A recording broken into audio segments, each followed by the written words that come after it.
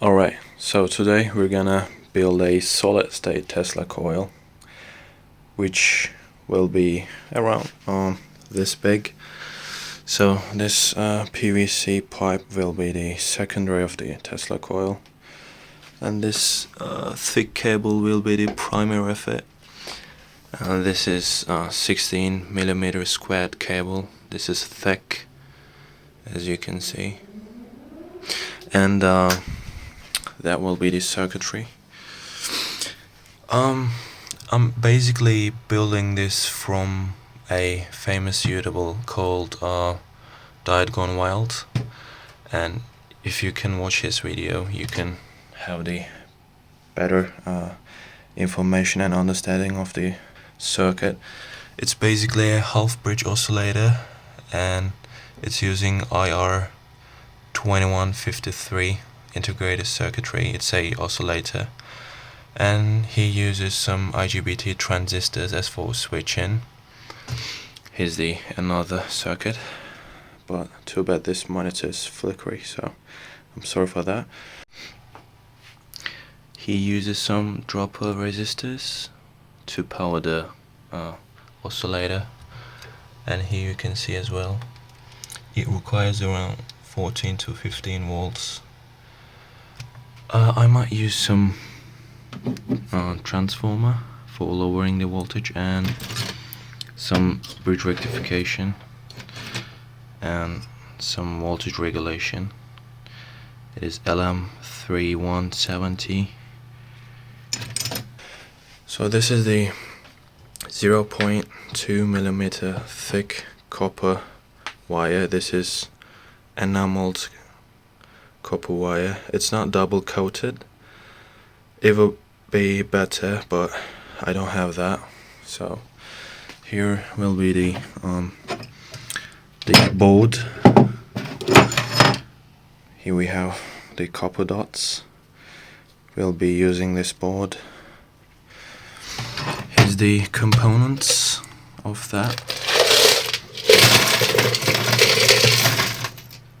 So, oops, a resistor.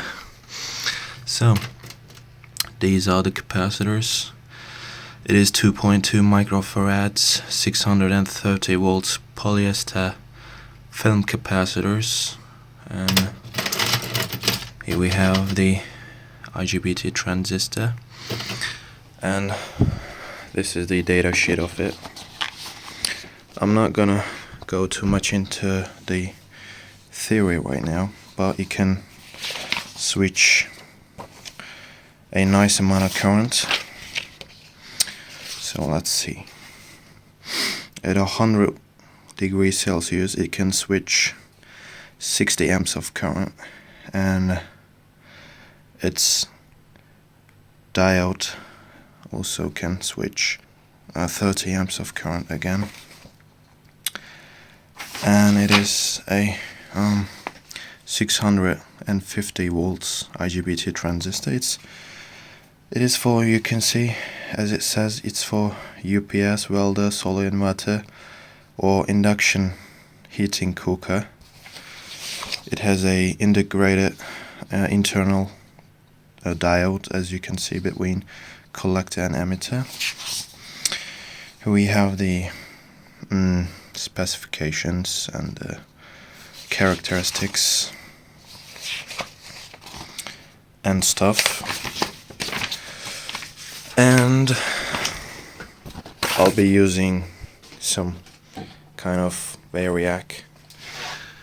So this is 3.5 kilovolt amps variac, and this is a smaller type of variac. We'll be using this, and that will be our bridge rectifier. It is GBJ 3510, and that's the capacitor for filtering. So that's pretty much it. Here are the components. I'll be winding this coil to this PVC pipe, and it's around 470 millimeters long, and its diameter is 11 centimeters. Its thickness is around 3 millimeters, and yeah, that's pretty much it. That's gonna be hard.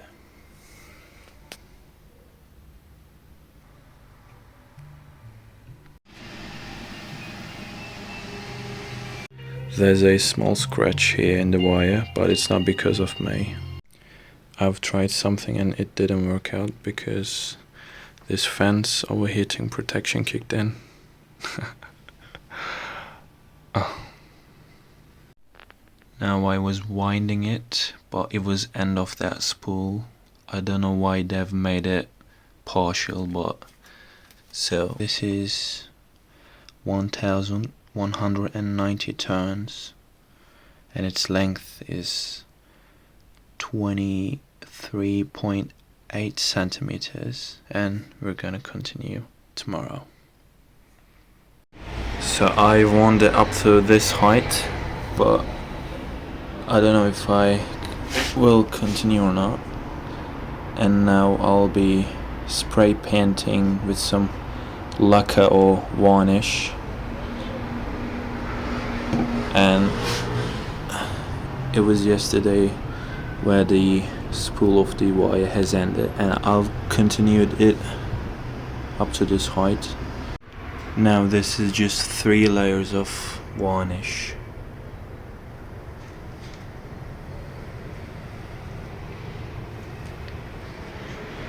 So this is almost done. I can later add some more wire or just leave it as it is. The winding length is 37.7 centimeters and the diameter is 11 centimeters. And this is roughly 1885 turns of this wire, which is roughly around 651 meters long. So this is almost done. Now I'm testing the resonance frequency finder circuit of mine. Actually, I recreated from a famous YouTuber called Diagon Wild, and the resonance frequency of the Tesla coil with that top load is around 140 kilohertz. It is expected. So if I tune that, when I look at the LEDs, they have to be the brightest, and they indicate the resonance frequency, which is right here. See? They light up the brightest now. And this is the resonance frequency. If I zoom a little bit, this is the waveform. It says 142 kilohertz. If I do some math, actually the scope itself does the math, but we take this and this, and we have 141 kilohertz, close to 142,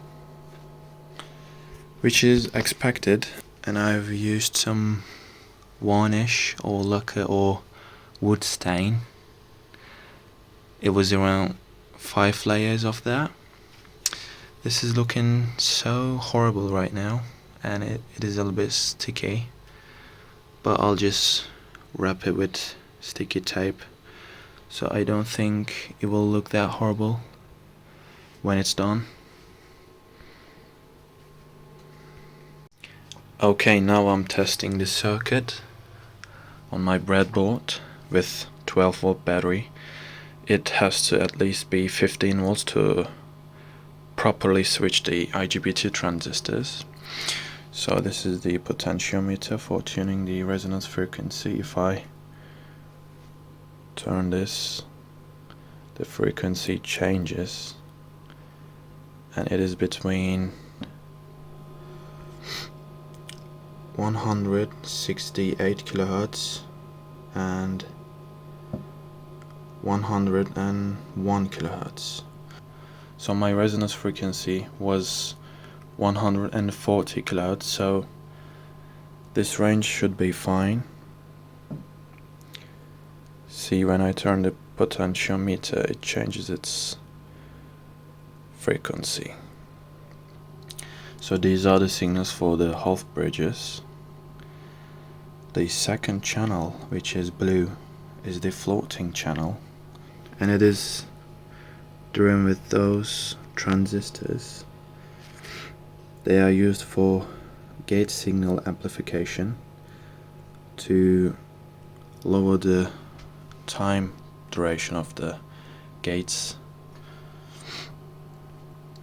And we have some spikes, but it is okay. Let's analyze a little bit more. Let's turn on the cursor. So normally it goes up to 13.2 volts, but we have a little bit spike here. So that spike is around, if you look at the difference, it is 5 volts. So we have a 5 volts spike. And we'll be adding some snubber networks to suppress the switching noise and voltage spikes to prevent destroying the IGBT transistors. When I finally add some load to the transistors, this waveform will change. And as you can see, there is a delay between the upper floating and the down side of the circuit. So the delay is 1 microsecond, and you can see from the scale we're at 1 microseconds per division. This is exactly 1 square, and I've also turned on the cursor so you can also see the difference. It says BX and AX. Their difference is 1.02 microseconds to be exact. So there has to be that delay, because otherwise it's gonna short out. So if those two transistors turns on at the same time, it creates short circuit. The current will flow through here, through the transistors. So that's why there is a delay. At the lowest frequency, the on time is 4 microseconds and the off time is 6 microseconds. See, it is 3 divisions times 2 is 6, and here it is 2 divisions times 2 is 4. And it's the same when it comes to channel 2. So let's have a look at the on time. So let's adjust it a little bit. So now see, the on time is 2 divisions times 2 is 4 microseconds, and the off time is 3 divisions times 2 is again 6 microseconds. When it comes to the highest frequency,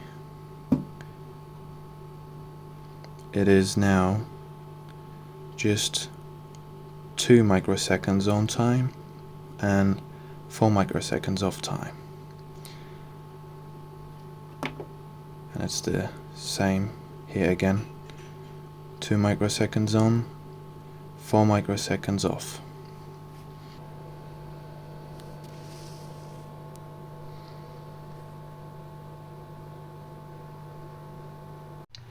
At the startup, this transistor or this side of the circuitry turns on first, and then this capacitor is charged via this path, and then this transistor or this signal turns on. So it is this one first and the second one this one. We can see it on the oscilloscope. So if I set the mode into the capture mode, single capture mode, and if I connect the terminal of the circuit or the input. See, it has now triggered, and what we see is basically this channel, the yellow line, turns on first and then the second one turns on. So the yellow channel, actually the channel 1, is connected to here, this probe here. So it is here in the circuit.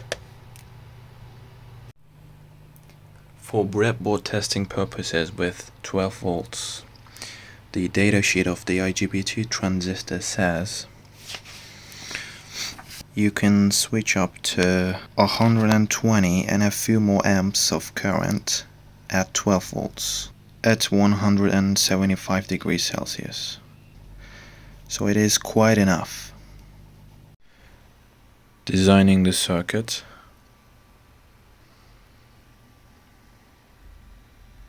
Mounting the transistors using some isolation pad and some heatsink compound.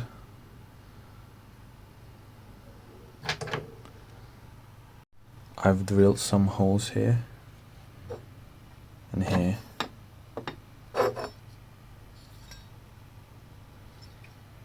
One is done. Now the other.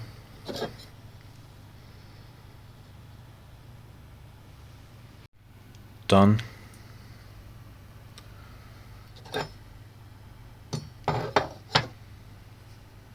Making the mounting where the heatsink of the transistor sits.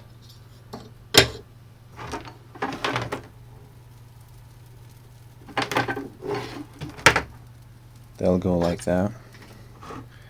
Here are the holes.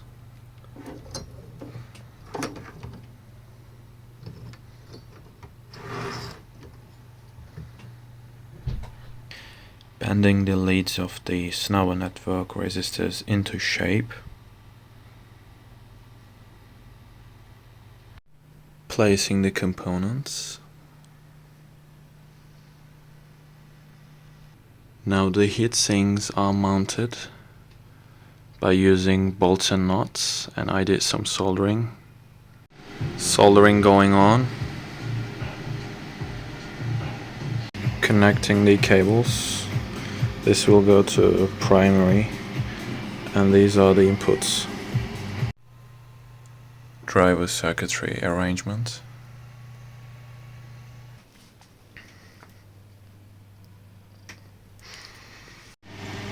Now this is the gate driving circuitry. I've soldered the components onto another board. We have some jumpers. Now the driver circuit has completed. I've added the jumper cables, and they are twisted to suppress the electromagnetic interference. And this is our main board. Now all the connections are done, so it is ready to test. But I'll test it tomorrow because it's a little bit late. So here's the driver circuit. This is the input for the driver. These are the gate signals for the IGBT transistors. Here's the main power, and this is for the primary. I shorted the oscillator, so I'm just gonna desolder it and resolder it. It's out. Old one and the new one.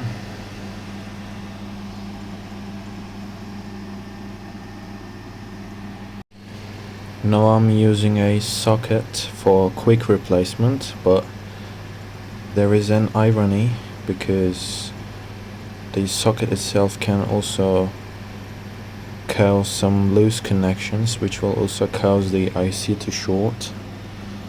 So, I don't know. Houston, we have a problem. I rebuilt the circuitry to a breadboard again, because this one doesn't want to work. It has some problems with the low side float-in channel, and I've been testing the signals all day long. I even recharged the battery to identify the problem, but nothing seems to work right now. These have been waiting for days. This was the main power supply unit, one variac and a rectifier with a lot of capacitors and smoothing. Okay, for some reason I'm just getting that waveform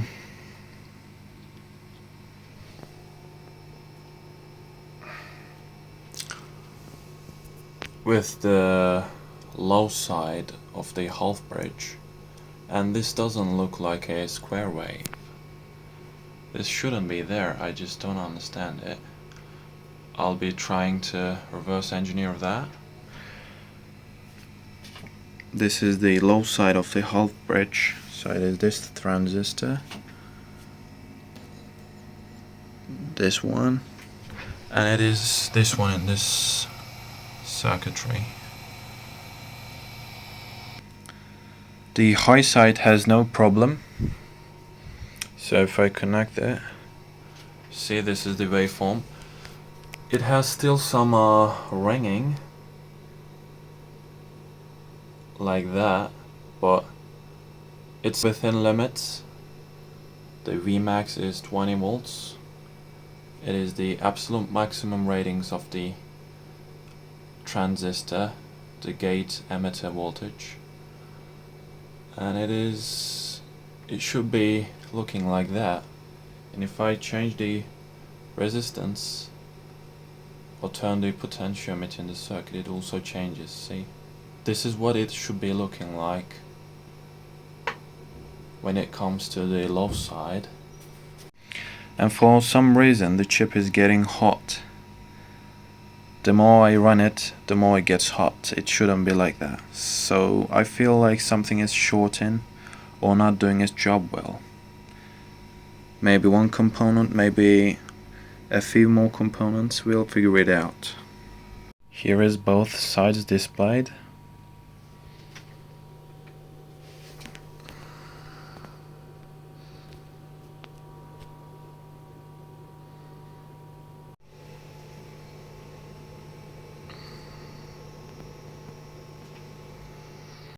I think I found out the problem. I've taken out the chip, as you can see, to avoid any further interference with my measurements. I have a short circuit here. The bases of the NPN and PNP transistors, and the collector of the NPN transistor in the low side of the half bridge circuitry. So this is the base, both bases of the transistors that belongs to the low side switching circuitry, okay, and this is the collector of the NPN transistor, which is BD139. So if I continue to test, it beeps. See, just ignore that. Capacitor is not connected anywhere. See,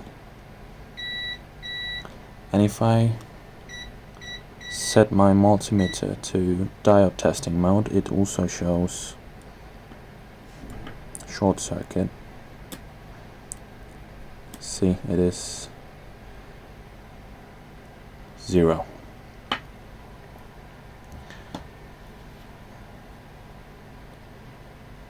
This side and this side, this and this. What about high side? Let's do a high side test. So here is the both bases. Here is the node of the both bases of the transistors that belongs the high side. These.